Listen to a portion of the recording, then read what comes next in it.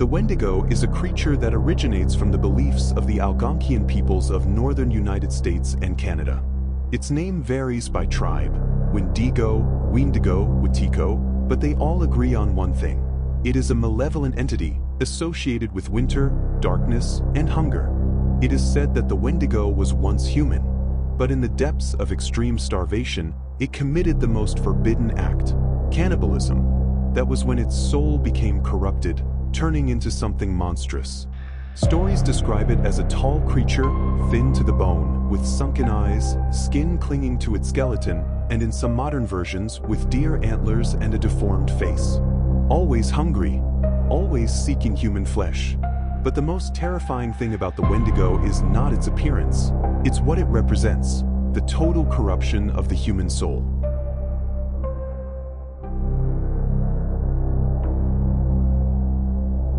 In the winter of 1878, in Alberta, Canada, a man from the Cree Nation named Swiftrunner stumbled into a police outpost, starving, disoriented, and confused. He had survived the harsh winter, but at an unthinkable price. He had murdered and eaten his wife and children. What's most disturbing is that there were food supplies nearby. It wasn't necessity. It was something deeper. Was he possessed?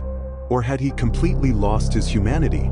This case gave rise to what some psychiatrists began calling Wendigo syndrome, a mental condition in which a person feels an uncontrollable craving for human flesh, even when there is no real need. Though today this syndrome is no longer recognized and is considered an example of cultural psychopathology, the case of Swiftrunner remains a chilling warning and haunting proof that under certain conditions, the monster doesn't need horns or claws to show itself.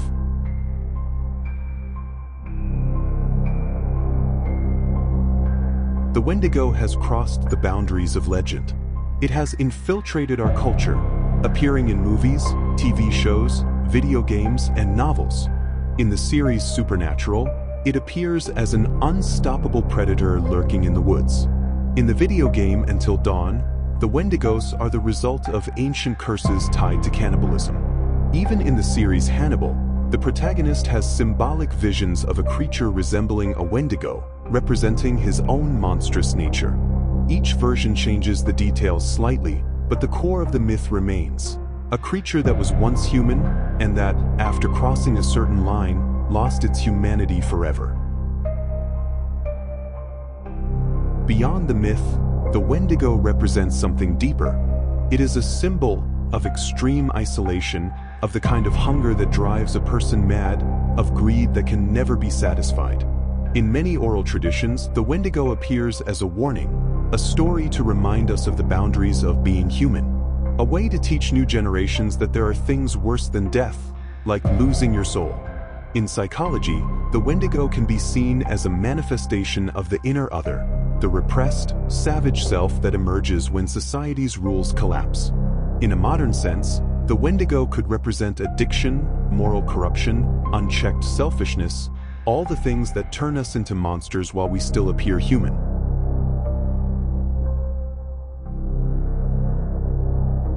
Maybe the Wendigo doesn't exist as a physical creature. Maybe it never did.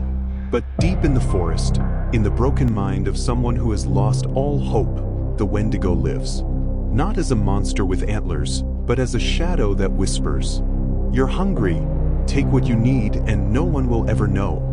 And in that moment, when the line is crossed, the Wendigo is born. What do you think? Do you believe it's just a legend? Have you ever felt like something was watching you from between the trees when everything was silent? Tell us in the comments, and if you want us to talk about other dark entities like the Skinwalker, the Rake, or the Lady in White, make sure to subscribe and turn on the notification bell. Until the next night, and remember, if you hear a voice in the forest calling your name, don't answer. It might be the Wendigo.